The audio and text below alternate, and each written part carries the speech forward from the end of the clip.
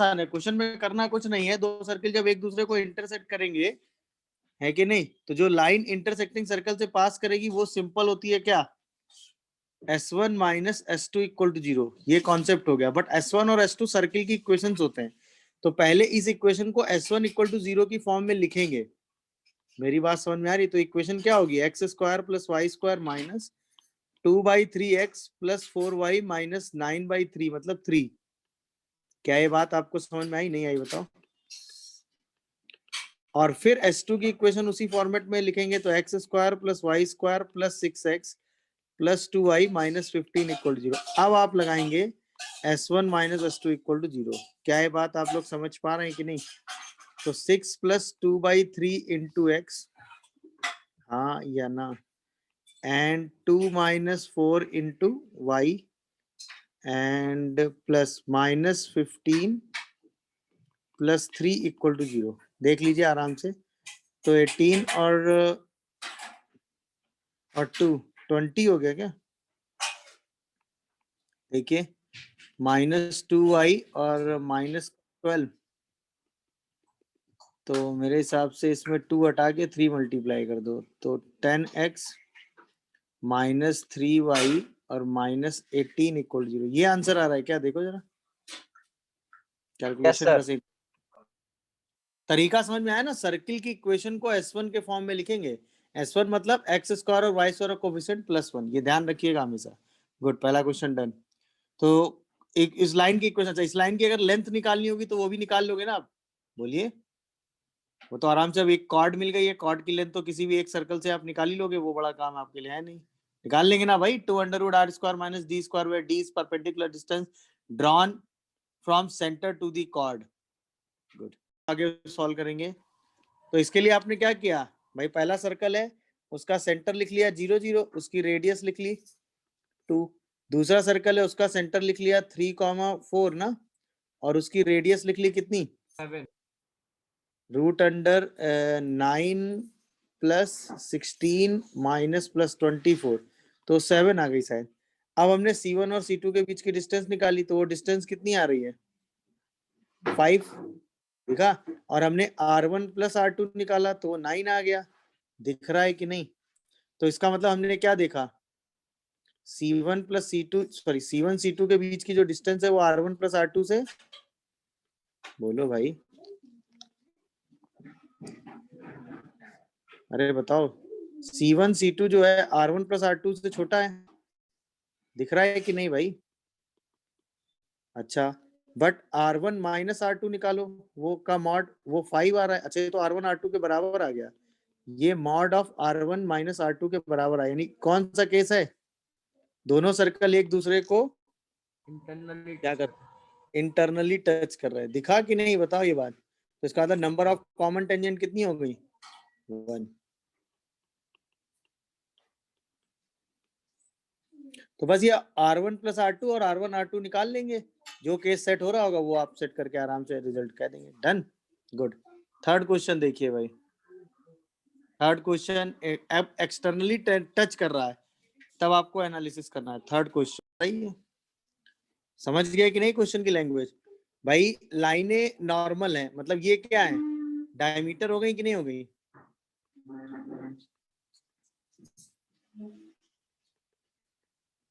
ये बात समझ में आई भाई कॉन्सेप्ट?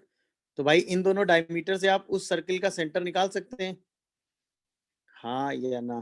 तो उस सर्किल का सेंटर आपको मिल जाएगा जिस सर्किल की बात चल रही होगी। तो बस उन दोनों को सॉल्व करके ये वाला पॉइंट निकाल दो। याद है डायमीटर निकालने के लिए मैंने आपको क्या टेक्निक बताई है? वैसे तो ये सिंप्लीफाई भी हो जाता है। अरे हाँ है ना? क्या आपको इन दोनों लाइनों का पॉइंट ऑफ इंटरसेक्शन क्या दिख रहा है, बोलिए? 0 0 दिख रहा है क्या? वैसे इसमें x common, x minus 3y, और यहाँ से शायद -3 कॉमन करोगे तो x माइनस 3y आ जाएगा। तो यानी कि x माइनस 3 और x minus 3y equal to 0, यानी x की वैल्यू 3 आ रही है और y कितना आ रहा है, 1। यही तो, यस सर। इन दोनों का पॉइंट ऑफ इंटरसेक्शन, तो ये सेंटर कितना आ गया, 3,1। अब कह रहा है कि इस सर्किल की रेडियस मान लेते हैं कितनी है, r है, और ये एक गिवन सर्कल को कैसे कर रहा है, एक्सटर्नली टच कर रहा है, तो उस सर्किल का सेंटर जिसको ये एक्सटर्नली टच कर रहा है उस सर्किल का सेंटर कितना है? माइनस सॉरी 3, -3 और उसकी रेडियस कितनी है बताओ? 9 + 9 - 17 1।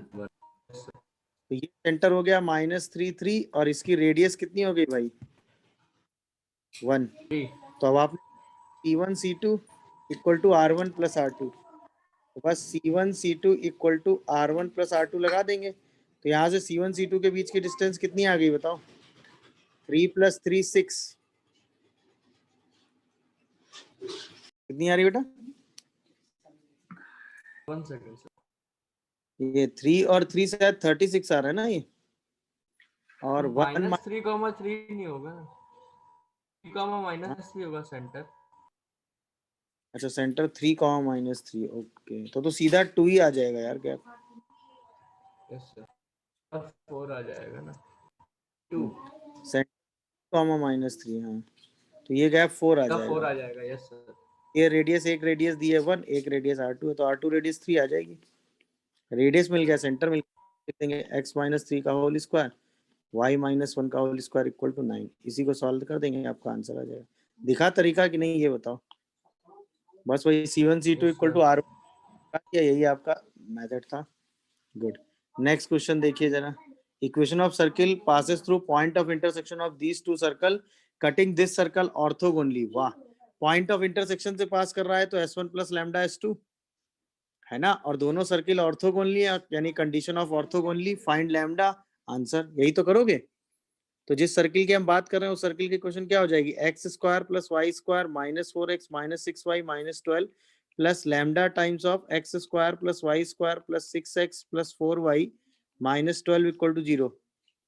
यानी कि x² 1 + लैम्डा, y² 1 + लैम्डा और साथ में plus x -4 + 6 lambda plus y -6 + 4 lambda और साथ में -12 1 + लैम्डा = 0। देखो यही आ रहा है कि नहीं? आप पहले सर्किल की इक्वेशन लिखेंगे तो x² + y² + x 6 lambda -4 upon 1 + lambda plus y 4 lambda -6 upon 1 + lambda -12 = 0। अब सर्किल की इक्वेशन हमारे सामने आई है। अब ये सर्कल ऑर्थोगोनल है किसके साथ? x² y² -2x - 4 के साथ। ये दोनों ऑर्थोगोनल हैं।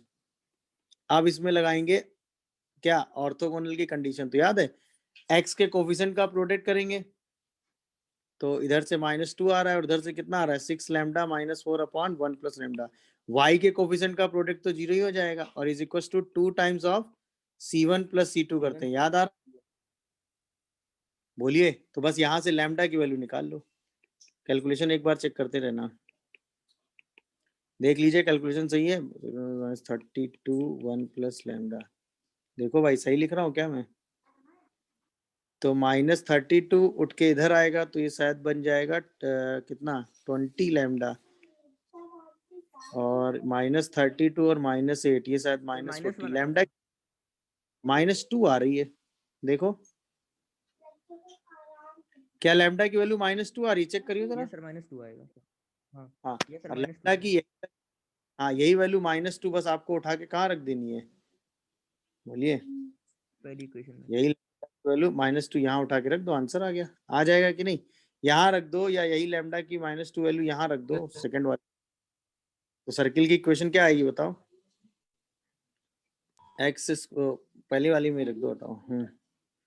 2 -2 रखेंगे तो क्या बनेगा? -x²। क्या बोलो? -x² square + plus y²। y square square -2 6 into 2 12 x 16x ना, यस सर। 8 और plus 14y। Yes 14y, sir, yes 14y sir, -12 = 0। अब अगर आप -12 चाहिए रेडियस चाहिए, रेडियस निकाल लेंगे, जो पूछा जाएगा वो आप काम कर लेंगे। तो ऑर्थोगोनल की कंडीशन क्या हुई समझ में आया? x के कोफिशिएंट का प्रोडक्ट y के कोफिशिएंट का प्रोडक्ट और equal to 2 times of C1 + C2। बस वही कंडीशन लगा के आप ट्राई कर दिया। दिखा सबको? चलिए नेक्स्ट क्वेश्चन। क्वेश्चन की लैंग्वेज समझ में आई कि नहीं आई बताइए भाई? ऑब्वियसली इस गिवन सर्कल को इस गिवन पॉइंट पे एक सर्कल टच करता है, है कि नहीं? तो ये गिवन सर्कल हो गया एस, तो ये वाला हो गया x square plus y square plus 4x minus 6y minus 3 और ये पॉइंट है 2,3 जो इसी सर्कल पे है। हमें एक वेरिएबल सर्कल निकालना है जो इसी पॉइंट पे इसको टच कर रहा है। क्वेश्चन का एम समझ में, हमें एक वेरिएबल सर्कल डिस्कस करना है जो इसी पॉइंट पे इसको टच कर रहा है। तो ऑब्वियसली उस सर्कल की जनरल इक्वेशन हमने लिखी ना, x माइनस 2 का होल स्क्वायर y माइनस 3 का y होल minus 3 का whole square plus lambda this square plus y square plus 4x minus 6y minus 3 equal to 0। और इस पे कौन सा पॉइंट सेटिस्फाई करा देंगे? 1,1। जैसे सेटिस्फाई कराओगे क्या आएगा? 1 प्लस 4, देखते जाइएगा, plus lambda times of 1 plus 1 plus 4 minus 6 minus 3 equal to 0। यहाँ से लैम्डा की वैल्यू कितनी आ रही है? 6 6 3। क्या लैम्डा की वैल्यू 5/3 आ रही है? चेक करियो, देखो कैलकुलेशन, लैम्डा 5/3 आ रहा है क्या? एक सेकंड सर। आराम से सॉल्व करो, सर 5 आराम से सॉल्व करके आंसर को सीधा सा कि यार एक लाइन है, उस लाइन पर एक पॉइंट है। पहला तो एकदम आसान था ना, एक लाइन है, वो लाइन आपको दी हुई है 2x plus 3y 2x plus 3y plus 1 equal to 0। इसी लाइन पर ये पॉइंट दिया हुआ है 1 कॉमा माइनस 1, और एक सर्कल है जो इस लाइन को इसी पॉइंट पर टच कर जा रहा है ना, यही तो था। और ये सर्कल एक दूसरे सर्कल के को ऑर्थोगोनली कट कर रहा है, ऐसा था। और उस सर्कल के बारे में बताया गया था कि उसके जो डायमीटर के एंड पॉइंट है वो 3,0 और 1 कॉमा माइनस 3। तो इस सर्कल की इक्वेशन तो आप आराम से लिख सकते हो, क्या आएगी? x माइनस 3 x माइनस 1 और plus y into y plus 3 equal to 0। देखो इसका मतलब x square plus y square minus 4x minus और 3y प्लस का 3y प्लस 3 नहीं, हाँ प्लस 3 इक्वल टू 0, ये सर्कल आ जाएगा। अच्छा, अब इस सर्कल को इसी पॉइंट पे टच करता है, तो जनरल सर्कल की इक्वेशन क्या लोगे? x माइनस 1 का होल स्क्वायर y प्लस 1 का whole square plus lambda times of 2x plus 1 equal to 0। यही तो s प्लस लैम्डा l वाला कॉन्सेप्ट लगा देंगे, है कि नहीं? ऑब्वियसली किसी लाइन की पॉइंट पे वाले सर्कल की जनरल, अब ये लैम्डा निकालने के लिए क्या कंडीशन है कि ये दोनों सर्कल कैसे हैं? ऑर्थोगोनल है। तो x square plus y square plus x के साथ क्या क्या आ रहा है? 2 लैम्डा माइनस 2, वाई के साथ क्या आ रहा है? 3 लैम्डा प्लस 2, और कांस्टेंट के साथ क्या आ रहा है? लैम्डा ना, लैम्डा प्लस 2 ना।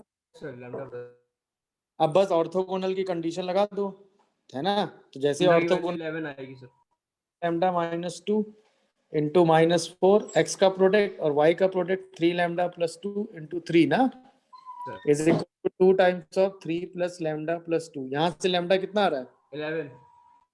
11 यही लैम्डा माइनस 3/2 या 11?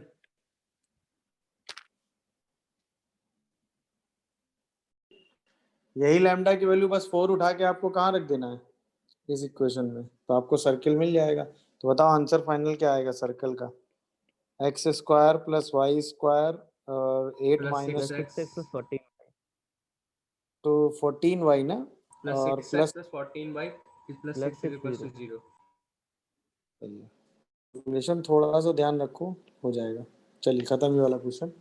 अगले वाले में क्या है? Locus of mid point of the chord. Chord के मिड पॉइंट का लोकस बताना है, वेरी गुड।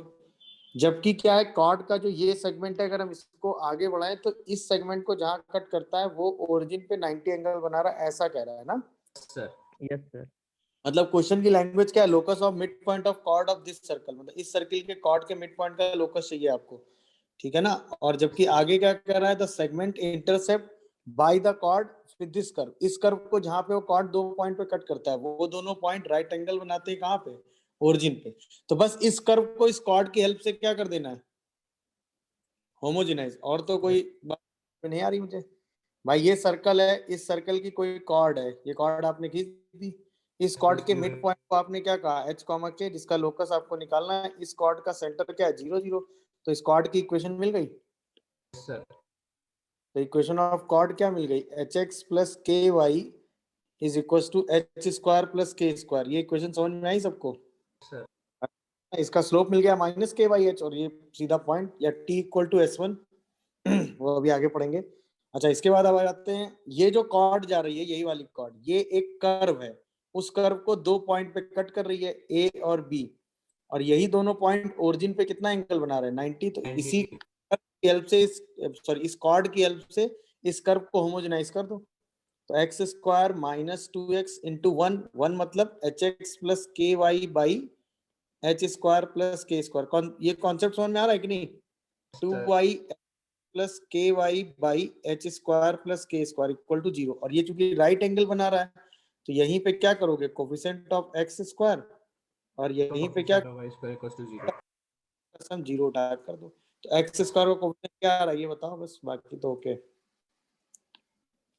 एक्स स्क्वायर का कोफिशिएंट यहाँ से आ रहा है 1, यहाँ से आएगा 2h by h square plus k square, यहाँ से वाई स्क्वायर का कोफिशिएंट कितना आएगा, -2k by h square plus k square equal to 0। तो आंसर क्या आ रहा है, h square plus k square -2h -2k equal to 0। Yes sir. देखो क्या, x square plus square -2x -2y equal to 0। बस कर्व को लाइन की हेल्प से होमोजेनाइज करना था, क्योंकि ओरिजिन खत्म।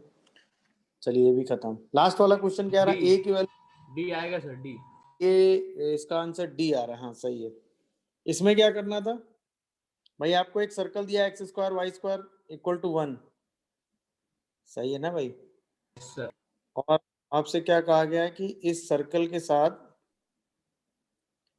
जो है हाँ एक पॉइंट यहाँ पे आपको लेना है, और वो पॉइंट जो भी आप ले रहे हैं, मान लो ये पॉइंट है a,0, इसी पॉइंट को मूव कराना है, जबकि एंगल π/2 से, अच्छा यहाँ से खींचनी है 2 टेंजेंट इस सर्कल पे, सही है?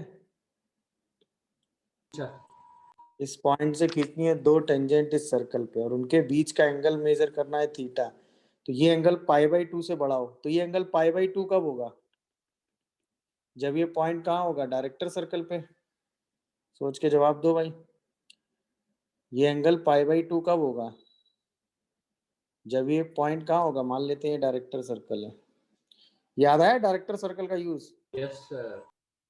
जब ये पॉइंट डायरेक्टर सर्कल पे होगा तो ये एंगल 90 हो जाएगा, और जब उससे छोटा होगा, यानी कि अगर आपका पॉइंट इस रीजन में लाई करे, इस रीजन में, तो एंगल जो थीटा होगा वो किसके बीच में बनेगा बताओ, π/2 से पाई के बीच में। क्यों? क्योंकि यहाँ पर थीटा कितना हो जाएगा, π/2। समझ रहे हो कि नहीं? यस तो सेम ये लॉजिक इस रीजन पे आएगा। अच्छा, डायरेक्टर सर्कल की रेडियस कितनी होती है, ओरिजिनल सर्कल की √2 टाइम्स, और ओरिजिनल सर्किल की रेडियस कितनी दी है, 1। तो ऑब्वियसली जो ए की वैल्यू है, ये डिस्टेंस कितनी हो गई, 1, और ये डिस्टेंस कितनी हो गई, √2। तो ए की वैल्यू कहाँ से कहाँ हो गई, 1 से लेके √2, या फिर -√2 से लेके -1। क्या ये कहानी सबको समझ में आई, ये बताओ बस मुद्दे की बात। तो करने का एक और तरीका भी तो हो सकता है। ये सबसे आसान हुआ ना ज्योमेट्री, इसके अलावा तो मतलब कुछ भी करोगे तो कॉपी पेन चलाओगे ना, इसमें तो ये तो मैंने आपको इतना लिख के बताया, आप सीधा फील करो ना कि एंगल π/2 कहाँ बनेगा, डायरेक्टर सर्कल पे। नहीं समझे? और इसके बाद सीधा पॉइंट लाई करा दो। नहीं समझ रहे हो? Yes sir. दूसरा तरीका आप ऐसे भी कह सकते थे कि इस सर्कल के अंदर पॉइंट लाई कराओ, और इस सर्कल के बाहर, और उसका कॉमन ले लो। ये तरीका लेकिन तब लगाओगे जब जनरल कोई पॉइंट दे देगा, जैसे पॉइंट दे दे, कोई भी दे दे, सर इसको जैसे ऐसे एक। कर दें, अगर थीटा को सर θ/2 में तोड़ दें, तो θ/2 की रेंज हो जाएगी π/4 से लेके π/2 तक, और फिर सर उसमें हाँ और जो लेंथ ऑफ टेंजेंट हो जाएगी √S1 हो जाएगा, और वो 1 है उसकी रेडियस, तो 1/√S1 की वैल्यू करके। हाँ, वो भी कर सकते हो, 1/√S1 की वैल्यू करके कर सकते हो, बट उसके 1/√S1 की एक वैल्यू 1 से बड़ी कर दें, 1 then बाई π/4। नहीं नहीं, तो उसके लिए तुमने ये मान लिया ना कि ये वाला पॉइंट तो सर्कल पे ही लाई कर रहा है ना, तभी तो √S1 निकाला होगा। नहीं सर, लेंथ ऑफ टेंजेंट निकाली ना। तो लेंथ ऑफ टेंजेंट जो है वो यहाँ से जब एंगल π/2 होगा, 1,0 पॉइंट से लेंथ ऑफ टेंजेंट अच्छा निकाली। लेंथ 1 से बड़ी, 1 से इनफाइनाइट के बीच में लाई करा दी, यही कह रहे यस हो? Sir, yes sir. वो भी कर सकते हैं, सेम लॉजिक है, बट वही है ना कि π/2 देखकर हम ये समझ गए ना कि ये पॉइंट डायरेक्टर सर्कल पे होगा। तो ये चीज तो हमने तुरंत समझ ली ना कि इसके आगे हम जा नहीं सकते, क्योंकि इसके आगे जो एंगल होगा वो π/2 से छोटा होने छोटा आ लगेगा। जाएगा। मेरी बात समझ रहे हो कि नहीं? तो अब इस चीज को अगर मैं जनरलाइज करके आपको बोलूं ना, तो एक ये फैक्ट है कि जैसे ये एक सर्कल है, ठीक है, ये एक सर्कल आपने खींचा, सपोज ये रहा, मतलब एक ज्योमेट्रिकल फैक्ट है जो आप थोड़ा सा ध्यान रखेंगे। ऐसे एक और सर्कल अगर हम बना लेते हैं, सपोज ये रहा, थोड़ा और बड़ा कर लो, ये सही है। तो अगर मैं आपसे कहूं कि ये डायरेक्टर सर्कल है, इस क्वेश्चन में एक चीज और सीखने वाली है, और ये नॉर्मल आपने इसका सर्कल खींचा, दोनों कॉन्सेंट्रिक होते ही हैं। तो अगर आपका पॉइंट यहाँ है, तो यहां से जो आप दो टेंजेंट डालेंगे, यहां से जो आप दो टेंजेंट डालेंगे किसी भी पॉइंट से, जो पॉइंट डायरेक्टर सर्किल के भी बाहर है, सही है, तो यहां से जो ये एंगल बनाएगा थीटा, ये वाला जो थीटा होगा वो हमेशा 0 से π/2 के बीच में होगा। जैसे आप यहाँ पहुंचेंगे और यहां से आप दो टेंजेंट डालेंगे इस पे, समझ रहे हो कि नहीं, और फिर ये वाला एंगल आप अल्फा देखेंगे तो ये अल्फा एंगल π/2 होगा। बट जैसे आप यहाँ पे किसी पॉइंट पे रहेंगे और फिर दो टेंजेंट डालेंगे सर्कल पे, समझ रहे हो कि नहीं, और फिर आप ये वाला एंगल बीटा मेजर करोगे, तो ये जो बीटा एंगल आएगा ये किसके बीच में आएगा, π/2 से पाई के बीच में। ये ध्यान रखिएगा। मतलब अगर क्वेश्चन में ये कह दे कि किसी पॉइंट से आपने टेंजेंट डाली और उन दोनों टेंजेंट के बीच का एंगल ऑब्ट्यूज है, तो यानी कि आपका पॉइंट कहाँ लाई कर रहा है, ऑब्ट्यूज के लिए पॉइंट कहाँ लाई कर रहा है, डायरेक्टर सर्कल बोलिए, के अंदर। अंदर और इस सर्कल के बाहर। हाँ। यहाँ पे एंगल क्या है, एंगल बिटवीन टेंजेंट क्या है बताओ, एंगल बिटवीन टेंजेंट क्या है भाई, ऑब्ट्यूज। ये बात समझ में आ रही है कि नहीं? और यहाँ पर क्या है, एंगल बिटवीन टेंजेंट एक्यूट। तो अगर एक्यूट है तो पॉइंट डायरेक्टर सर्कल के बाहर है, खत्म। डायरेक्टर सर्कल की इक्वेशन आप निकाल ही लोगे, उसमें पॉइंट रख के कंडीशन लगा दोगे।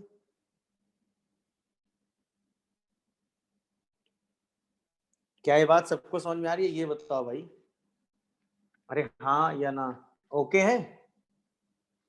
Yes sir. ये बात समझ में आ रही है कि नहीं, बताओ भाई, क्लियर है?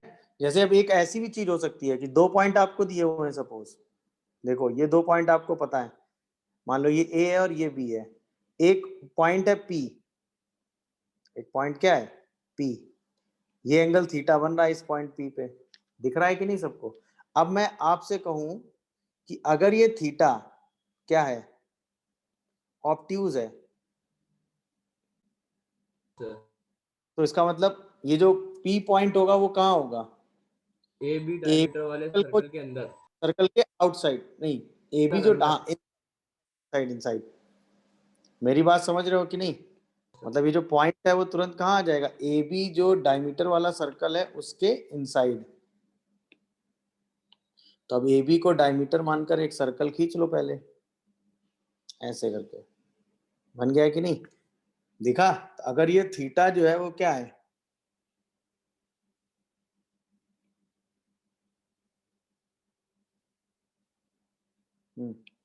तो ये पॉइंट इनसाइड होगा, दिखा? बट अगर यही थीटा राइट एंगल हो जाए ऐसे, ऑन द सर्कल, तो ये पॉइंट ऑन द सर्कल हो जाएगा, यही थीटा अगर 90 हो गया तो, समझ रहे हो कि नहीं भाई? तो इस केस में पॉइंट क्या होगा, इनसाइड होगा, इस केस में पॉइंट क्या होगा, ऑन द सर्कल होगा। और अगर यही थीटा क्या हो जाए, एक्यूट हो जाए, तो पॉइंट क्या आउटसाइड होगा, the circle. Outside the circle. बस ये डायग्राम बना लो, इससे रिलेटेड कभी क्वेश्चन फंस जाएगा तो आप आराम से कर लेंगे। अब ये थीटा पॉइंट पी बाहर आ गया, बस ये फर्क है, देखा? बस इतना एनालिसिस काफी है, इससे ज्यादा ज्योमेट्रिकल एनालिसिस आप नहीं करेंगे, जो भी सिचुएशन आएगी उसको आप आराम से डील कर लीजिएगा। तो लिख लो, मतलब for given two circle S1 equal to 0 and S2 equal to 0, locus of point for which drawn tangent on both the circle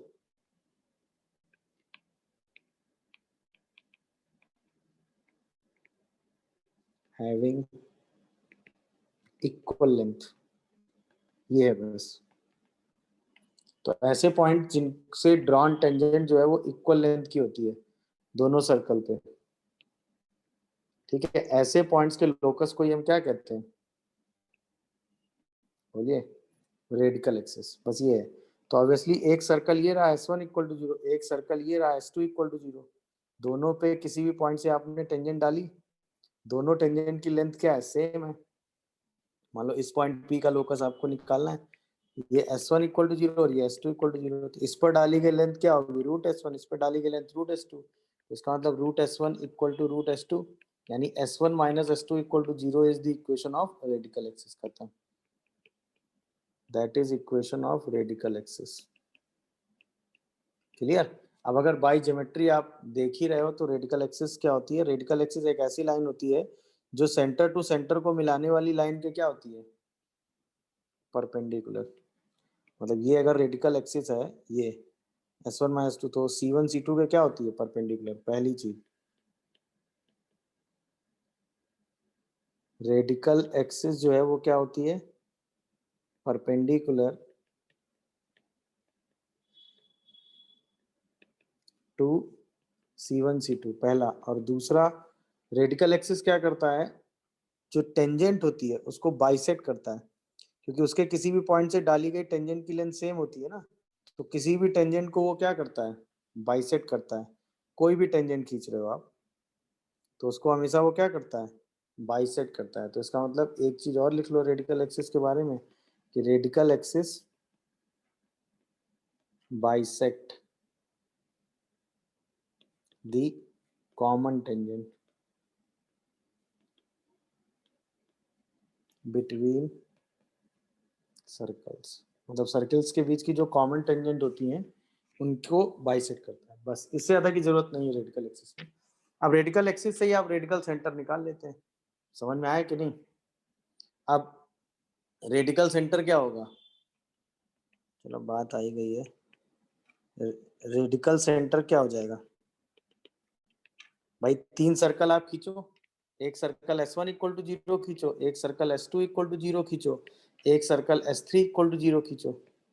सही है, S1 equal to 0, S2 equal to 0 and S3 equal to 0। तो obviously S1 और S2 से एक radical axis आएगी, S2 और S3 से एक रेडिकल एक्सिस आएगी, S3 और S1 से एक रेडिकल एक्सिस आएगी। तीनों रेडिकल एक्सिस जिस पॉइंट पे कट करेंगे, इसी पॉइंट को हम क्या कहते हैं, बोलिए। तो इसकी radical axis S1 minus S2, इसकी S2 माइनस S3 और इसकी S3 minus S1 equal to 0। तो ये एक पॉइंट क्या होता है, रेडिकल सेंटर। समझ गए कि नहीं।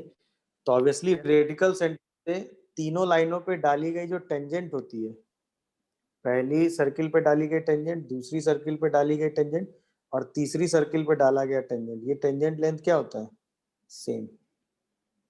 बस इतना सा है रेडिकल सेंटर के बारे में इंफॉर्मेशन, कि तीनों सर्किल पे डाली गई टेंजेंट लेंथ सेम होती है। और ये लाइनें तो आपको पता है क्या है, रेडिकल एक्सिस। तो तीनों रेडिकल एक्सिस का जो पॉइंट ऑफ इंटरसेक्शन होता है उसे ही हम रेडिकल सेंटर कहते हैं। क्लियर है। बस इस डायग्राम में रेडिकल सेंटर समझ में आ रहा होगा। तो ऑब्वियसली तीन लाइनें हर बार कॉन्करेंट होंगी ऐसा जरूरी नहीं है ना। तो जब कॉन्करेंट होंगी तभी रेडिकल सेंटर आएगा, जब कॉन्करेंट नहीं होंगी तो रेडिकल सेंटर नहीं आएगा।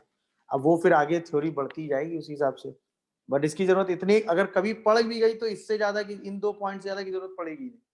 बस इतना सा समझ लीजिए कि तीन सर्कल के लिए तीनों, अगर आपको रेडिकल सेंटर निकालना है तो दो पेयर के लिए S1 माइनस S2 लिखो, दो पेयर के लिए फिर से S2 माइनस S3 लिखो और दोनों को सॉल्व करके पॉइंट निकाल दो, यही रेडिकल सेंटर है।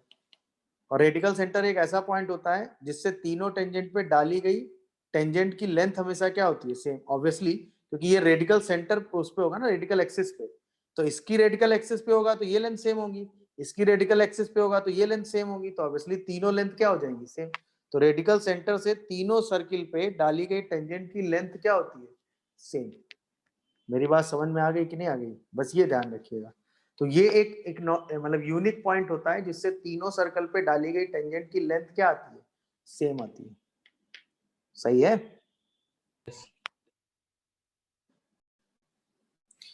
तो सेक्शन ऑफ अ कोन,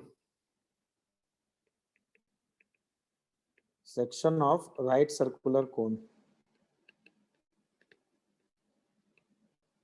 वो कैसे बनते हैं वो हमारा कंसर्न नहीं। Section of right circular cone जो होता है, ठीक है, उसे ही हम कोनिक सेक्शन कहते हैं। तो कोनिक सेक्शन के हिसाब से हम अलग अलग ज्योमेट्री पढ़ते हैं। तो सबसे पहली थ्योरी तो हम यही पढ़ लेते हैं कि जनरल इक्वेशन के हिसाब से अगर हम चलें, ax square plus 2hxy plus by square plus 2gx plus 2fy plus c equal to 0, ये है जनरल इक्वेशन। तो अगर डेल्टा 0 हो गया तो यही इक्वेशन क्या होती है, पेयर ऑफ स्ट्रेट लाइन हो जाती है कि नहीं? ये तो पढ़ा है ना आपने, बोलिए। अब अगर इसके बारे में तो हम पूरी स्टडी कर ही चुके हैं, जब डेल्टा 0 होता है तो ये पेयर ऑफ लाइन हो जाती है, बोलिए। अच्छा, अब इसके आगे अगर देखना चाहते हो तो बता देता हूँ कि अगर h square minus a b 0 हो और f square minus b c 0 ना हो तो ये पैरेलल लाइंस होता है कि नहीं? याद आया कि नहीं?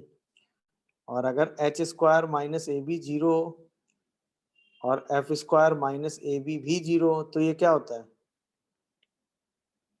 बोलिए। याद है कौन साइड लाइंस होता है? नहीं समझे? याद आया कि नहीं? तो उस केस में दोनों लाइनें क्या कर जाती, कौन साइड। बट ये सारे केस किसके हो गए, पेयर ऑफ लाइन के। अब हम आगे बढ़ते हैं। दूसरा सिचुएशन ये है कि अब डेल्टा 0 नहीं है, ठीक है। अगर डेल्टा 0 नहीं है, ए बी के बराबर है और एच 0 के बराबर है, तो ये सर्किल की इक्वेशन होती है। अरे हाँ या ना, ये तो आपने पढ़ा ना, बोलिए। अच्छा, अगर h square minus a b 0 है तो ये पैराबोला को रिप्रेजेंट करता है। सेम दिख रहा है कि नहीं सबको, बताओ। अगर h square minus a b 0 है सेम इक्वेशन में, तो ये किसको रिप्रेजेंट करता है, बोलो, बताओ भाई। अगर h square minus a b 0 है तो ये किसको रिप्रेजेंट करता है, पैराबोला को।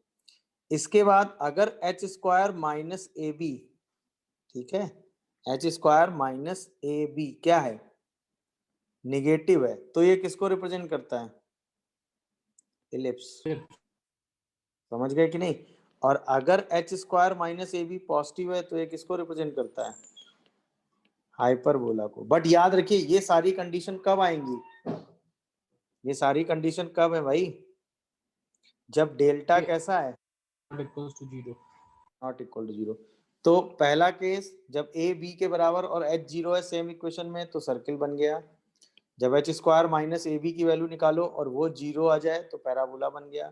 अगर यही वैल्यू क्या आ जाए, निगेटिव आ जाए, तो इलिप्स बन गया। और अगर यही वैल्यू क्या आ जाए भाई, ग्रेटर देन 0 आ जाए, तो हाइपरबोला बन गया। समझ गए कि नहीं भाई? तो बस इस इक्वेशन को देखने के बाद हम ये सारा एनालिसिस कर सकते हैं। और अगर डेल्टा 0 आ गया तब तो ये पेयर ऑफ लाइन बन ही रहा है। पेयर ऑफ लाइन में भी या तो पैरेलल लाइन होगा, सही है, या फिर कैसी लाइन होगी, कौन साइड लाइन्स होंगी। अच्छा, जब h square minus a b 0 नहीं होगा तो कैसी लाइन होगी, बताओ। H square minus a b अगर 0 नहीं होगा तो लाइन्स कैसी होंगी, इंटरसेक्टिंग लाइन। मेरी बात समझ में आ रही है सबको कि नहीं? तो ये तीसरा केस हो गया। इसके अलावा और कोई पॉसिबिलिटी है नहीं। तो या तो डेल्टा 0 होगा तो क्या सिचुएशंस होंगी, ये हो गया। और अगर डेल्टा 0 नहीं होगा तो क्या सिचुएशंस होंगी, ये हो गया। बात समझ में आई? तो इस इक्वेशन को देखने के बाद हम इतना एनालिसिस इस इक्वेशन के हिसाब से कर सकते हैं। तो इस टाइप की सिचुएशंस आपसे पूछी जा सकती हैं कि ये इक्वेशन आपको दे दी गई, कब सर्कल रिप्रेजेंट कर रही है, कब पैराबोला, कब इलिप्स, कब हाइपरबोला। तो उसके हिसाब से आप ये कंडीशन लगा के बता सकते हैं कि आपका कौन सा कोनिक सेक्शन है। मेरी बात समझ में आ गई कि नहीं, बोलिए। अच्छा, इसके बाद कोनिक सेक्शन की जो जनरल डेफिनेशन है वो ये होती है कि locus of a point for विच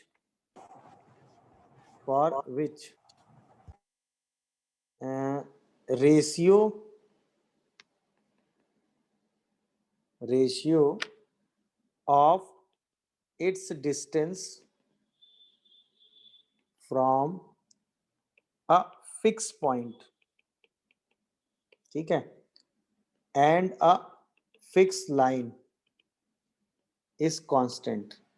मतलब ऐसे पॉइंट का लोकस निकालें जिसकी एक पॉइंट और लाइन से, मतलब एक फिक्स पॉइंट हो उससे डिस्टेंस और एक फिक्स लाइन हो उससे डिस्टेंस का रेशियो जो हो, सही है, वो क्या हो, कांस्टेंट हो जाए। तो ऐसे पॉइंट्स के लोकस को ही हम क्या कहते हैं, कोनिक सेक्शन। ये कोनिक सेक्शन की क्या है, एनालिटिकल डेफिनेशन है कि कोनिक सेक्शन ऐसे पॉइंट्स का लोकस होता है। सही है ना। अच्छा, इस लोकस के हिसाब से ये जो फिक्स पॉइंट होता है इसे हम कहते हैं फोकस ऑफ द कोनिक, और ये जो फिक्स लाइन होती है इसे हम कहते हैं डायरेक्ट्रिक्स ऑफ द कोनिक। समझ गए कि नहीं भाई?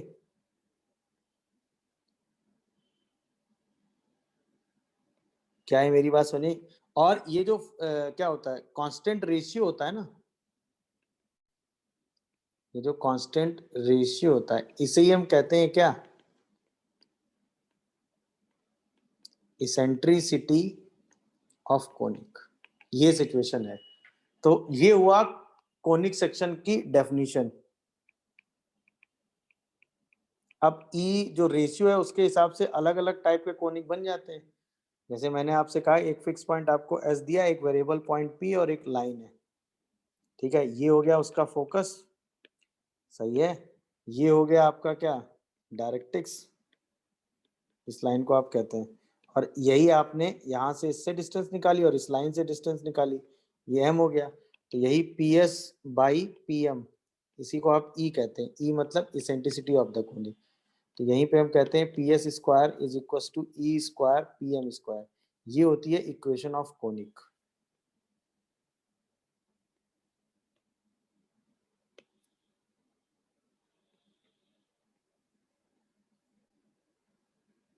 यही क्या हो जाता है, इक्वेशन ऑफ कोनिक। समझ रहे हो कि नहीं भाई? तो फिक्स पॉइंट और वो लाइन दी होती है। अच्छा, इसी के बाद अगर ये ई 1 के बराबर है, ये रेशियो, यानी कि पी एस और पी एम इक्वल है, तो इसे हम कहते हैं लोकस ऑफ पी क्या हो जाता है, पैराबोला। पहली चीज, पैराबोला की सेंट्रिसिटी 1 होती है। यही अगर 1 से छोटा, 0 से 1 के बीच में रेशियो है, सही है, तब यही लोकस ऑफ पी क्या हो जाता है, इलिप्स। यानी इलिप्स की सेंट्रिसिटी जो होती है वो 0 से 1 की, यही अगर 1 से ग्रेटर हो जाए, सही है ना। तो अगर ये 0 से 1 के बीच में है तो इसका मतलब पी एस जो डिस्टेंस होती है वो पी एम से छोटी हो जाती है, और यहाँ पे जो पी एस डिस्टेंस होती है वो पी एम से बड़ी हो जाती है। तब यही लोकस ऑफ पी जो है वो क्या बन जाता है, हाइपरबोला। ये जानने वाली बात है। मतलब सेम लोकस इसेंट्रिसिटी की अगर मैं बात करूं तो पैराबोला की इसेंट्रिसिटी कितनी होती है, 1। समझने वाली बात क्या है, पैराबोला की इसेंट्रिसिटी कितनी होती है, 1। ई 1 होता है किसके लिए, फॉर पैराबोला। ई 0 से 1 होता है किसके लिए, फॉर इलिप्स। और इसेंट्रिसिटी की वैल्यू 1 से बड़ी होती है फॉर हाइपरबोला। इतनी इंफॉर्मेशन जरूरी है। तो वो फिक्स पॉइंट आपको दिया रहेगा, वो फिक्स लाइन आपको दी रहेगी, और वेरिएबल पॉइंट का लोकस आपको निकालना है विद इसेंट्रिसिटी। तो आप यही क्वेश्चन हर बार लगा देंगे तो आपको वहां से इक्वेशन ऑफ कोनिक हर बार मिल जाया करेगी। समझ में आया कि नहीं? और उसी कांस्टेंट फिक्स पॉइंट को हम क्या कहते हैं, फोकस। उस फिक्स लाइन को हम क्या कहते हैं, डायरेक्ट्रिक्स। और वो क्या होता है, इसेंट्रिसिटी। बस ये है बेसिक इंफॉर्मेशन जो आप मतलब इसेंट्रिसिटी और लोकस से निकालते हैं। अब वो बात अलग है कि अगर हम ई को 0 या ई को इनफाइनाइट कर दें तो पेयर ऑफ लाइंस, बट उसका इतना यूज है नहीं। ये 3 इंफॉर्मेशन है जिनका यूज सबसे ज्यादा होता है। क्या ये बात सबको समझ में आ रही है? तो जनरल स्टैंडर्ड इक्वेशन देखकर और जनरल कोनिक देखकर हम ये बात बता सकते हैं कहाँ पर क्या कोनिक है क्या नहीं है। अब हम बात करने जा रहे हैं अपने अगले कोनिक की, दैट इज कॉल्ड पैराबोला। तो हम पैराबोला के कुछ रिजल्ट पढ़ेंगे, फिर इलिप्स और फिर हाइपरबोला। तो ऑब्वियसली पैराबोला के लिए हमने क्या पढ़ा कि कोई फिक्स पॉइंट होगा, कोई फिक्स लाइन होगी। सही है। तो पैराबोला के लिए इसेंट्रिसिटी की वैल्यू कितनी होती है, 1, पहली चीज। सही है ना। और पी एस जो है वो किसके बराबर होता है, पी एम। पी एस हमेशा किसके बराबर आ जाता है, पी एम। समझ गए ना। ये फिक्स पॉइंट हो गया जिसे हम क्या कह देते हैं, फोकस ऑफ पैराबोला। बोलिए। और ये फिक्स लाइन हो गई जिसे आप क्या कहते हैं, डायरेक्ट्रिक्स ऑफ पैराबोला। समझ रहे हो कि नहीं? और ये वो वेरिएबल पॉइंट हो गया जिससे ये डिस्टेंस और ये डिस्टेंस इक्वल आ रही है। तो अगर किसी फिक्स लाइन और किसी फिक्स पॉइंट से डिस्टेंस सेम आ रही है तो ऐसे वेरिएबल पॉइंट का लोकस हमेशा क्या होता है, बोलिए। ऐसे वेरिएबल पॉइंट का लोकस ऑलवेज क्या होता है, बताइए। जिसके लिए ये डिस्टेंस सेम आ रही हो, ऐसे वेरिएबल पॉइंट के लोकस को ही हम क्या नाम दे देते हैं?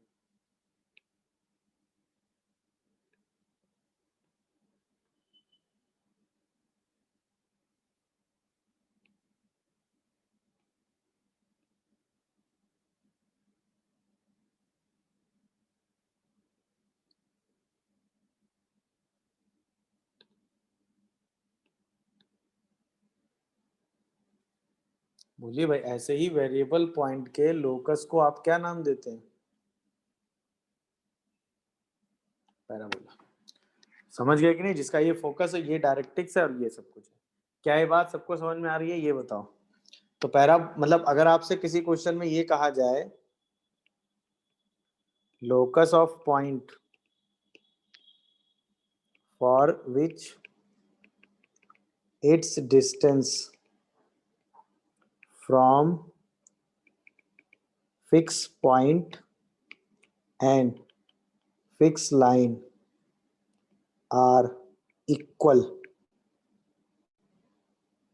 तो वो लोकस क्या कहलाता है? Is called parabola. ये ध्यान रखिएगा स्टेटमेंट, इस स्टेटमेंट की अपनी इंपॉर्टेंस है, क्योंकि कई क्वेश्चन केवल इसी स्टेटमेंट पे होते हैं कि एक पॉइंट और लाइन से बीच की डिस्टेंस का लोकस आपसे पूछ रहा है और ऑप्शन में लिखा है पैराबोला। तो आपको बिना लोकस निकाले सिर्फ इस इंफॉर्मेशन को पढ़ने के बाद आप ये लिख सकते हैं कि वो लोकस पैराबोला होगा। उसके लिए आपको आगे कुछ करने की जरूरत नहीं, बस इन्फॉर्मेशन से काम हो जाएगा, क्योंकि P S equal to P N, वो फिक्स पॉइंट फिक्स लाइन दिया रहेगा तो आप लोकस निकाल लेंगे। क्या ये बात सभी को समझ में आ रही? किसी कोई कंफ्यूजन? देखो, ये जितना मैं इंफॉर्मेशन दे रहा हूँ ध्यान रखिएगा। ये हुआ एक पैराबोला, ये पैराबोला की डायरेक्ट्रिक्स हुई वो फिक्स लाइन, ठीक है। डायरेक्ट्रिक्स के परपेंडिकुलर लाइन जो कि फोकस से पास करती है, जिसे हम एक्सिस कहते हैं, जिसे हम क्या कहते हैं? Axis of parabola. Axis of parabola के अबाउट पैराबोला हमेशा सिमेट्रिक होता है। एक्सिस के अबाउट पैराबोला हमेशा क्या होता है? सिमेट्रिक, ठीक है। ये बात यहाँ तक क्लियर? अच्छा, जहां पर एक्सिस पैराबोला को कट करती है उसे हम कहते हैं वर्टेक्स। जहां पर एक्सिस किसको कट करती है? पैराबोला को, वो उसे हम कहते हैं वर्टेक्स ऑफ दी पैराबोला। क्या ये बात क्लियर हुई? अच्छा, फिर कोई भी लाइन जो एक्सिस के परपेंडिकुलर है और डायरेक्ट्रिक्स के पैरेलल है उसे हम क्या कहते हैं? Double ordinate. उस लाइन को हम क्या कहते हैं? Double ordinate. ऐसा डबल ऑर्डिनेट जो कि कहां से पास कर जाता है? फोकस से, उसे हम क्या नाम देते हैं? Latus rectum.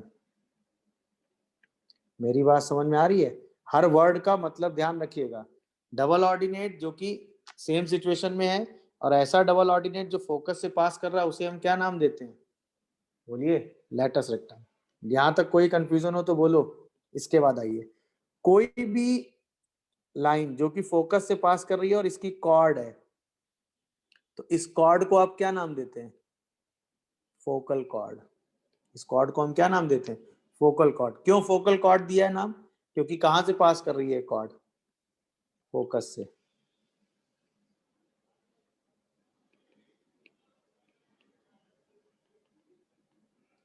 क्या ये मेरी बात समझ में आ रही है सबको? बोलिए। अच्छा, किसी भी पॉइंट P की जो फोकस से डिस्टेंस होती है, उसी डिस्टेंस को हम क्या नाम देते हैं? Focal distance of point P।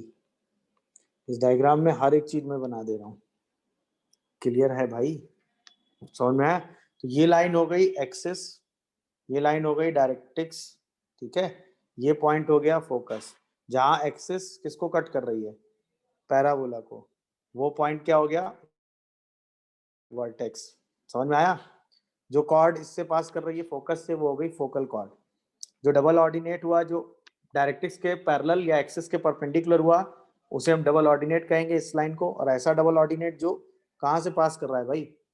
Focus से पास कर रहा है, उस डबल ऑर्डिनेट को ही हम क्या कह देंगे बताओ? Latus rectum. समझ में आया कि नहीं? अरे हाँ या ना? यहाँ तक सारी इंफॉर्मेशन क्लियर हुई? और ये पूरा डायग्राम और इस डायग्राम की लिखी एक एक इंफॉर्मेशन ध्यान रखिएगा।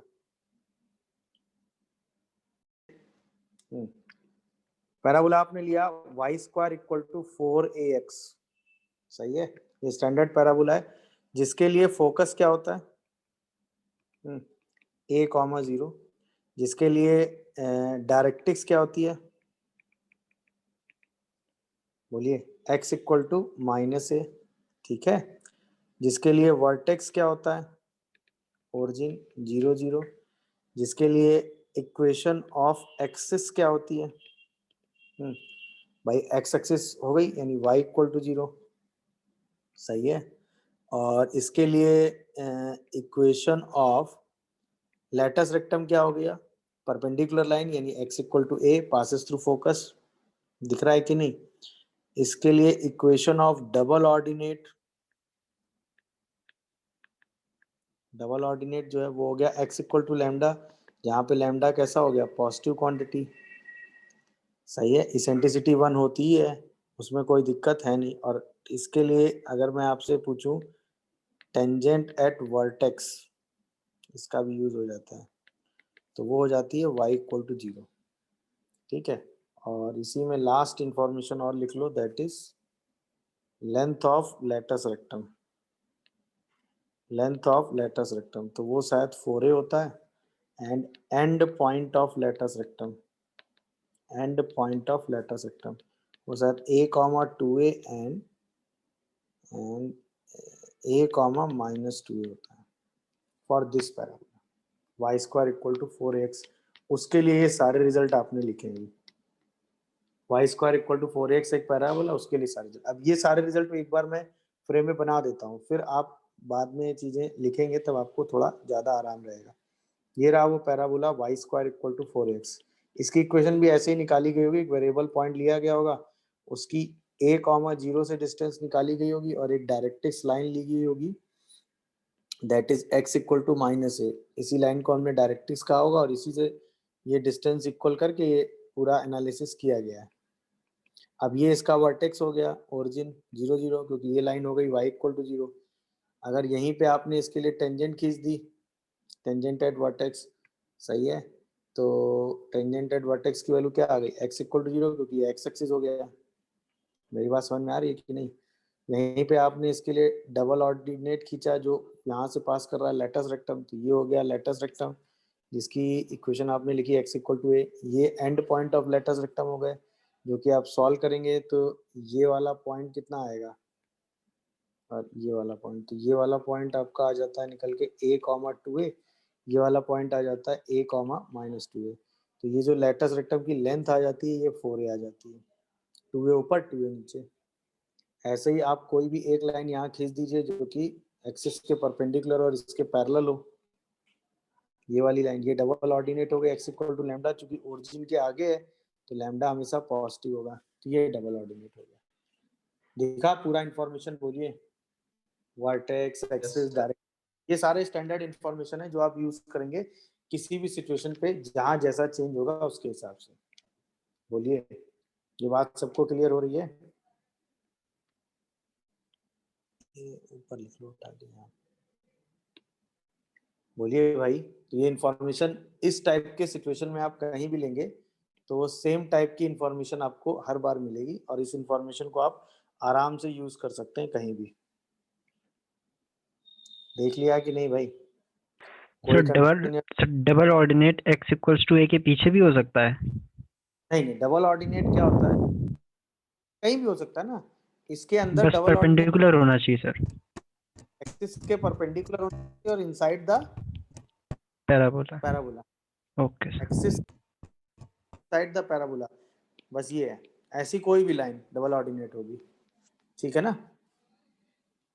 यस के लिए सारी चीजें लिखी, किस पैराबोला के लिए लिखा है हमने, y square equal to 4x के लिए क्या लिखा है बताओ जरा। उसका फोकस a0, उसकी directrix x equal to -a, उसका एक्सिस y इक्वल टू 0, उसका vertex 0 0, equation of latus rectum x equal to a, length of latus rectum 4a, 2a ऊपर 2a नीचे, एंड में क्या था a, 2a and a, -2a, equation of double ordinate x equal to lambda, lambda greater than 0, tangent at vertex x equal to 0, और parametric point होता है इसके लिए 80 square 280, t belongs to any real number.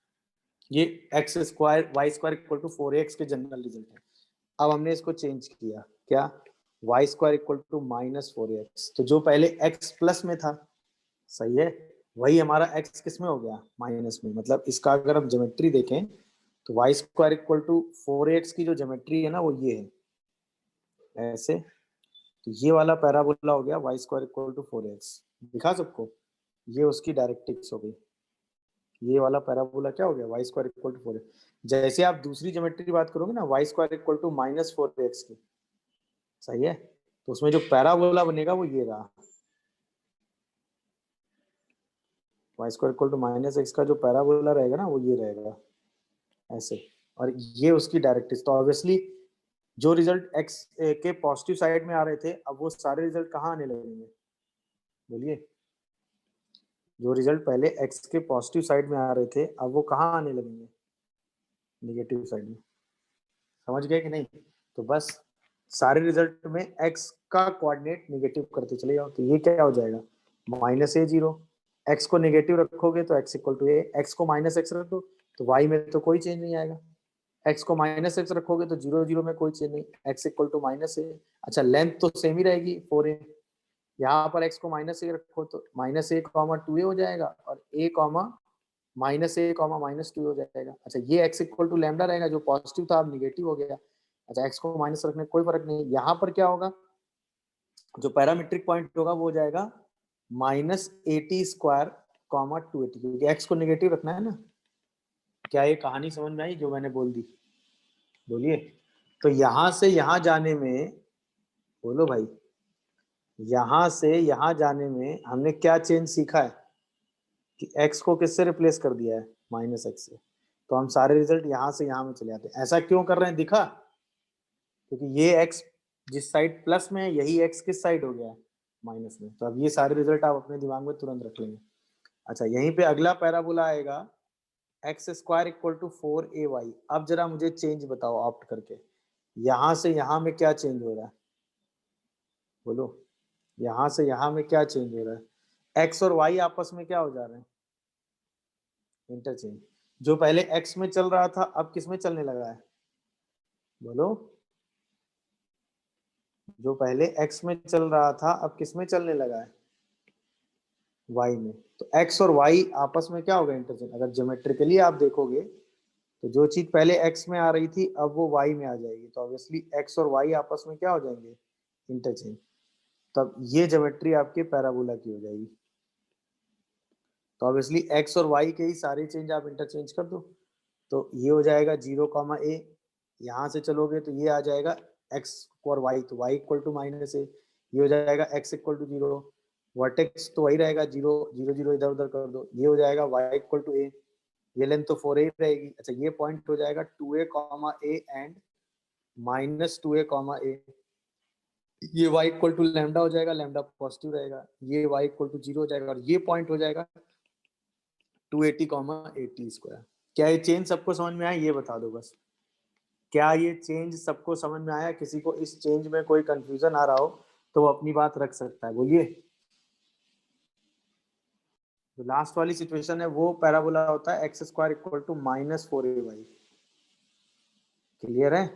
तो इस वाले parabola में क्या हुआ, यहां से जब आप यहां जाएंगे तो ऑब्वियसली y को किससे रिप्लेस कर देंगे, माइनस वाई से। तो जो y वाले रिजल्ट है वो माइनस से रिप्लेस कर दो इस वाले में। तो 0 comma minus a, y equal to a. X वाले रिजल्ट में कोई चेंज नहीं, y को माइनस से तो 0 था, कोई दिक्कत नहीं, y equal to minus a. अच्छा, लेंथ में कोई चेंज नहीं, तो ये 2a comma minus a and minus 2a comma minus a. ये y इक्वल टू लैम्डा रहेगा, लैम्डा लेस देन 0। ये तो y इक्वल टू 0 रहेगा। अच्छा, यहाँ पे जो पॉइंट आएगा वो क्या आएगा, 2a square comma minus 80 square, t belongs to r। तो ऑब्वियसली जो रिजल्ट पहले y प्लस में था अब वो पूरा रिजल्ट घूम के कहाँ आ गया है, y माइनस में। दिख रहा है कि नहीं भाई? तो ये पैराबोला आपका हो गया, ये वाला। ये चारों पैराबोला एक ही प्लेटफॉर्म पे मैंने आपको बना दिए। दिखा क्या भाई कैसे? बस इतनी चीज आपको ध्यान रखनी, ये वाला रिजल्ट आप अपने दिमाग में रखिएगा। यहाँ से ये भी बन जाता है, यहाँ से ये भी बन जाता है, और यहाँ से ये भी। तो जहां जैसी सिचुएशन होगी उसके हिसाब से उस रिजल्ट को डायरेक्ट लगा दीजिएगा।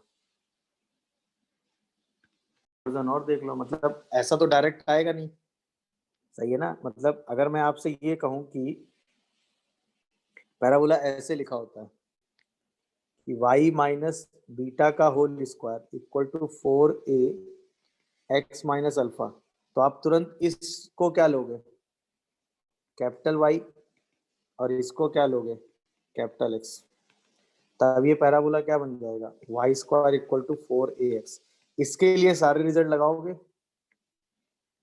यूज स्टैंडर्ड रिजल्ट,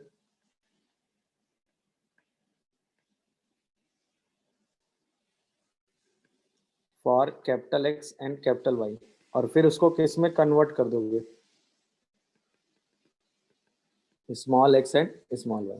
ये होता है तरीका, अगर ये इस फॉर्मेट में आ जाएगा। मेरी बात समझ में आ रही है कि नहीं, बोलिए।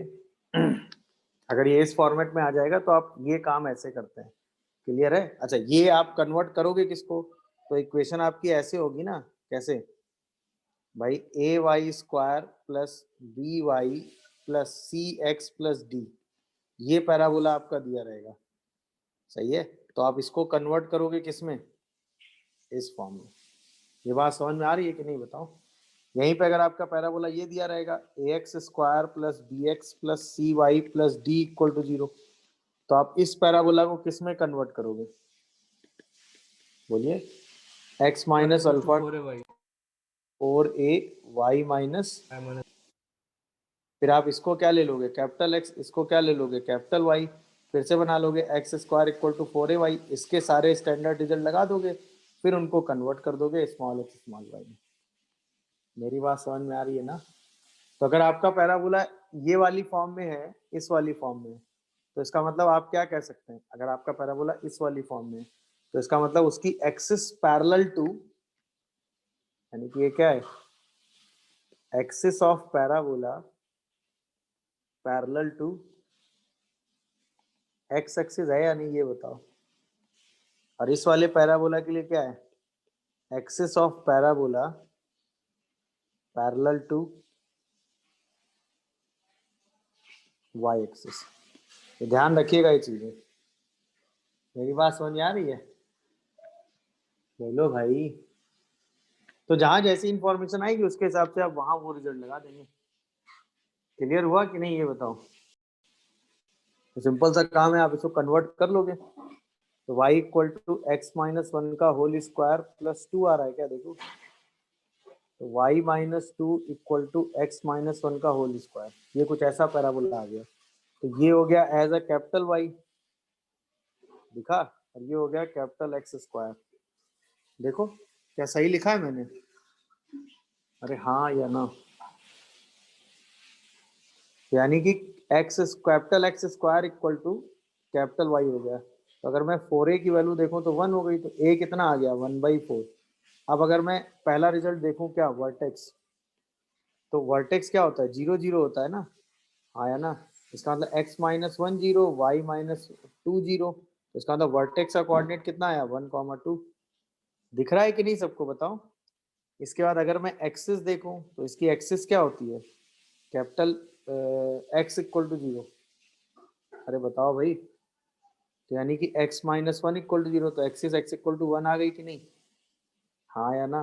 अगर इसका मैं फोकस देखूं तो इसका फोकस क्या होता है, 0,a, बोलो, नहीं सॉरी, हाँ 0,a, सही लिखा है ना। यानी कैपिटल X 0 और कैपिटल Y 1/4। कैपिटल X 0 मतलब x equal to 1, small y मतलब y इक्वल टू 2 प्लस 1/4, यानी कि 9/4। तो फोकस कितना हो गया इसका, 1,9/4। क्या ये बात समझ में आ रही है सबको, नहीं आ रही है।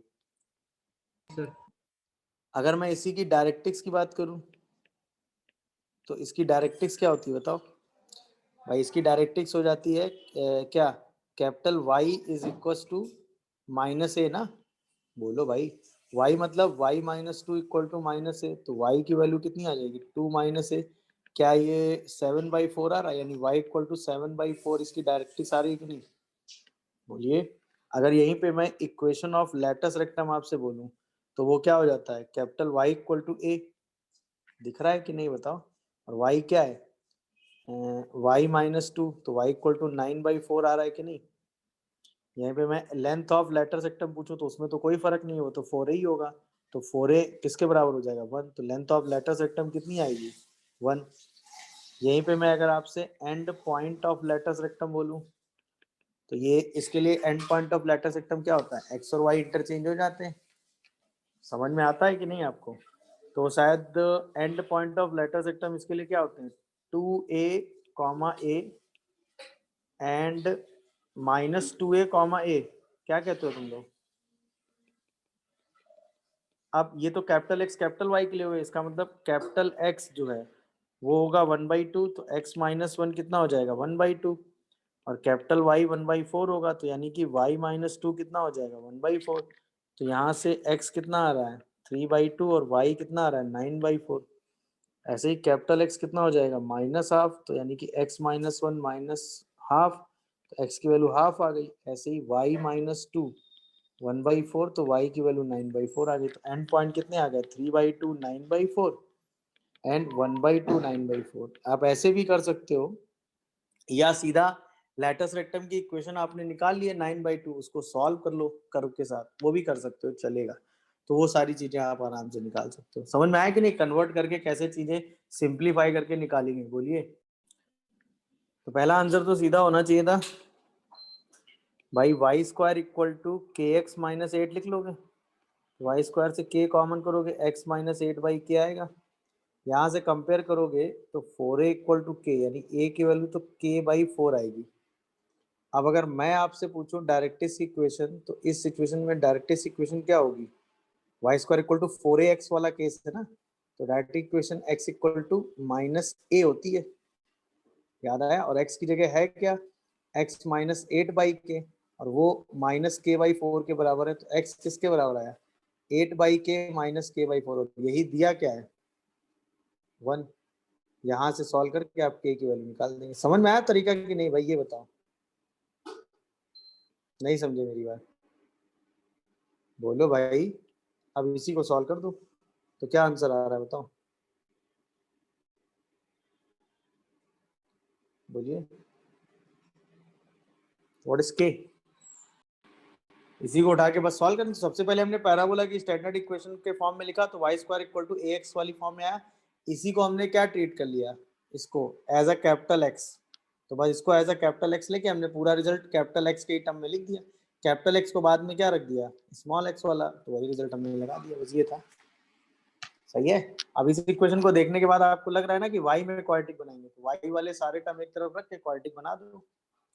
तो y square minus 2y equal to 2x minus 5, ये शायद y माइनस 1 का whole square equal to 2x plus 1, तो -4। तो यहाँ से आ जाता है y माइनस 1 का whole square equal to 2x minus 2। देखो यही आ रहा है क्या, अब ये कैपिटल Y हो गया और ये कैपिटल X हो गया, तो यहाँ से 4a की वैल्यू 2 हो गई, तो a हाफ आ गया। अब आप अपने हिसाब से सारे रिजल्ट लगाओ। तो पैराबोला का वर्टेक्स कितना हो गया 2,1, 0 0 के हिसाब से ना, एक बार इसको 0 करेंगे एक बार इसको 0 करेंगे, तो 2,1 आ जाएगा। दिखा वर्टेक्स भाई, बोलो। अच्छा डायरेक्टिक्स कितनी होगी, बोलो।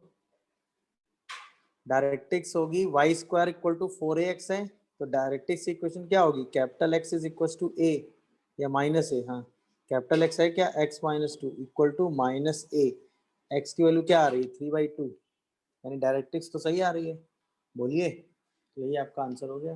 दिखा तरीका कि नहीं बताओ। देखो ये आता है सर ना। अब इसी को हम क्या कर लेते हैं भाई, हमने क्या किया इसको परफेक्ट स्क्वायर में चेंज कर दिया। अब हम यहाँ से अगर इसका वर्टेक्स देखें, तो वर्टेक्स क्या आ रहा है -3/4a कॉमा -35a/16। इसी वर्टेक्स को हमें क्या लेना है h कॉमा के, h की वैल्यू हो गई -3/4 और k की वैल्यू क्या हो गई -35a/16। तो h के हमारा कितना हो गया बताओ 105/64, यही हमारा हो गया। Yes sir. भाई हमें तो रिलेशन निकालना था, तो बस वर्टेक्स का कोऑर्डिनेट निकाल के उसको एच के बराबर हमने कर दिया। जैसे एच के बराबर करेंगे हमारा लोकस निकल के आ जाएगा। देख लीजिए कोई कंफ्यूजन आ रहा हो तो, सिंपल सवाल था कि नहीं, बोलिए। देखा हमने स्क्वायर बना लिया है, ये वाई वाला टर्म एक साथ किया और एक्स वाला पूरा टर्म एक साथ कर सिंपल। अच्छा इंपॉर्टेंट बात देखो, वाई स्क्वायर और एक्स के कोफिशिएंट का जो रेशियो है वो यही है। ऑब्वियसली वो तो पहले स्टेप में दिख रहा था ना, क्योंकि इसके बाद तो कांस्टेंट चेंज होगा, ये -1/2 में तो कभी चेंज आया ही नहीं होगा ना, हाँ या ना। तो अब यही कॉन्सेप्ट है लैटस, लेकिन ये कॉन्सेप्ट सिर्फ लैटस रेक्टम के लिए है, बाकी सिचुएशन में आप ये चीज नहीं करते हैं। बाकी अगर फोकस और ये सब कुछ निकालना है तो आपको सॉल्व करना पड़ेगा। लैटस रेक्टम के लिए आसान कॉन्सेप्ट क्या है कि अगर a y square plus b y plus c x plus d equal to 0 parabola है, तो इसमें लेंथ ऑफ लैटस रेक्टम क्या होगी बताओ? C by mod c by a होगी, और ये x square plus b x plus c y plus d equal to 0 है, तो भी लेंथ ऑफ लैटस रेक्टम क्या होगी? Mod c by mod c by. बस ये ध्यान रखिएगा, ये डायरेक्ट उठा के लिख देते हैं। लैटस रेक्टम के लिए रिजल्ट एकदम डायरेक्ट है, इसमें आपको दूसरा थॉट लेना ही नहीं है, चाहे कितना भी टफ लिखा हो उसको फालतू के। इसीलिए कई बार क्या होता है ना, ऐसे क्वेश्चंस में आपको क्या कहा जाता है कि एक कैलकुलेशन डाल दिया जाता है, मतलब यहाँ पे y के साथ एक बड़ा सा टर्म मल्टीप्लाई होगा, x का कोफिशिएंट बहुत छोटा होगा, y के साथ कुछ और कांस्टेंट मल्टीप्लाई करके दे देगा, समझ रहे हो? आप इस कैलकुलेशन में अपना टाइम वेस्ट करने लगेंगे, इसकी जरूरत नहीं है। हमें तुरंत स्मार्टली मॉड सी बाई ए लगा देना है, और मॉड सी बाई ए देख के हमें आंसर सीधा उठा के क्या टिक करना है? 1/2। अरे ना, तो ये कैलकुलेशन करने की कोई जरूरत नहीं है, सिर्फ लैटस रेक्टम पूछा गया है, लेंथ ऑफ लैटस रेक्टम पूछा गया, सीधा मॉड सी बाई ए लगाएंगे और अपना आंसर लिखेंगे। ये फालतू का कोई कैलकुलेशन वहां हम नहीं लगाएंगे। क्या ये बात सबको समझ में आई भाई? करेक्ट होता है, उनको समझ लेते हैं। ये हो गई एक्सिस ऑफ पैराबोला। अच्छा, ये जो रिजल्ट मैं आप लिखने जा रहा हूँ ये ज्योमेट्री पे बेस्ड है, तो इक्वेशन कुछ भी हो कोई फर्क नहीं पड़ता। ये हो गई डायरेक्ट्रिक्स, ठीक है, ये वर्टेक्स हो गया V, और ये हो गया F। समझ में आ रहा है कि नहीं? अच्छा, ये डिस्टेंस और ये डिस्टेंस इक्वल होती है, A और A, समझ में? ये दोनों डिस्टेंस सेम होती है। मेरी बात पहली क्लियर हुई कि नहीं हुई? यानी वर्टेक्स जो है वो D और F का मिड पॉइंट होता है, यानी कि फोकस से डायरेक्ट्रिक्स के बीच की डिस्टेंस 2a होती है, जहां पे a का मतलब है 1/4 of length of latus rectum. ये बात ध्यान रखिएगा, a का मतलब क्या है? 1/4 of length of latus rectum. Clear? अच्छा, अगर मैं ये एक लाइन खींच दूं, ये लाइन क्या है बताओ? ये लाइन लैटस रेक्टम। तो लैटस रेक्टम और डायरेक्ट्रिक्स के बीच की डिस्टेंस कितनी है? 2a। दोनों लाइनें पैरेलल होती हैं कि नहीं? बोलो भाई। अच्छा, यहीं पे अगर मैं टेंजेंट एट वर्टेक्स खींच दूं, ये लाइन क्या है भाई? टेंजेंट एट, ये एकदम फिक्स रिजल्ट है जिनका इक्वेशन, उनसे कोई टेंजेंट एट वर्टेक्स और डायरेक्ट्रिक्स के बीच की डिस्टेंस कितनी होती है? a।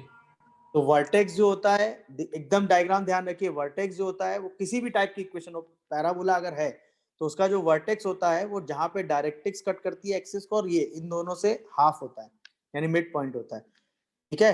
फोकस से अगर आप डायरेक्ट्रिक्स पे परपेंडिकुलर डिस्टेंस डालते हैं तो लैटस रेक्टम का हाफ आता है, समझ गए? अगर आपको लैटस पता है, अगर आपको लैटस रेक्टम पता है और डायरेक्ट्रिक्स पता है, तो उनके बीच की डिस्टेंस भी हाफ ऑफ लैटस रेक्टम होती है। समझ में आया? और ये तो सिमेट्रिसिटी से आपको पता ही है कि लैटस रेक्टम के दोनों एंड का जो मिड पॉइंट होता है वो फोकस होता है। बोलिए, ऐसे में कई सारे डायग्राम पैराबोला में बनाऊंगा जिसमें हम सारे रिजल्ट इसी डायग्राम में लिख देंगे, तो वो सारे रिजल्ट आपको क्लिक करने आने चाहिए। इस डायग्राम के रिजल्ट सबको समझ में आए? अब ये सारे रिजल्ट जो है ना, इस डायग्राम की वजह से हैं। इक्वेशन पैराबोला की कुछ भी हो, जैसे ये पैराबोला है fxy इक्वल टू 0 और इसका लैटस रेक्टम जो है वो है 4a, बस। अब पैराबोला कुछ भी हो, समझ रहे हो, अगर हमें उसका लैटस रेक्टम पता है तो हम ये सारी लेंथ बता सकते हैं। मेरी बात समझ में आ रही है कि नहीं? अगर हमें पैराबोला का लैटस रेक्टम पता है तो हम ये सारी डिस्टेंस आराम से सिंपलीफाई करके जो हमें चाहिए होगा हम वो हम बता सकते हैं। तो सिंपल सी बात है भाई, अगर आपको क्या क्या पता है, आपको फोकस पता है, आपको डायरेक्ट्रिक्स पता है, तो आपको कैलकुलेशन में सिंपल काम क्या करना है भाई? आपने पढ़ा ना, फोकस से अगर हम डायरेक्ट्रिक्स के बीच की डिस्टेंस निकालेंगे तो वो हाफ ऑफ लैटस रेक्टम होती है। याद आया कि नहीं? तो बस दोनों के बीच की डिस्टेंस तो आप आराम से हर बार निकाल ही लोगे, नहीं क्या? बोलिए, यहीं से आपको लैटस रेक्टम मिल जाएगा। क्या ये कॉन्सेप्ट सबको दिख रहा है? बताओ भाई, क्या ये कॉन्सेप्ट आप क्लिक कर पाए? कोई कैलकुलेशन कुछ नहीं करना, सीधा कॉन्सेप्ट लगा देना। क्या ये बात सबको समझ में आती है? सर सीधा आंसर आपका 14/√5 है। अब अगर आप इसी इक्वेशन को निकालने में लगोगे तो सोच लो कितना टाइम लगेगा। बट अगर आप ये डायग्राम समझ गए हैं कि भाई फोकस से डायरेक्ट्रिक्स के बीच की डिस्टेंस हाफ ऑफ लेटर सेक्टम होती है, तो बस हाफ ऑफ लेटर सेक्टम लगा के सीधा डिस्टेंस फॉर्मूले से पॉइंट और लाइन के बीच की डिस्टेंस निकाल देंगे और सीधा आंसर लिख देंगे लेंथ ऑफ लेटर सेक्टम का। उसके लिए हमें इक्वेशन तक जाने की कोई जरूरत नहीं है।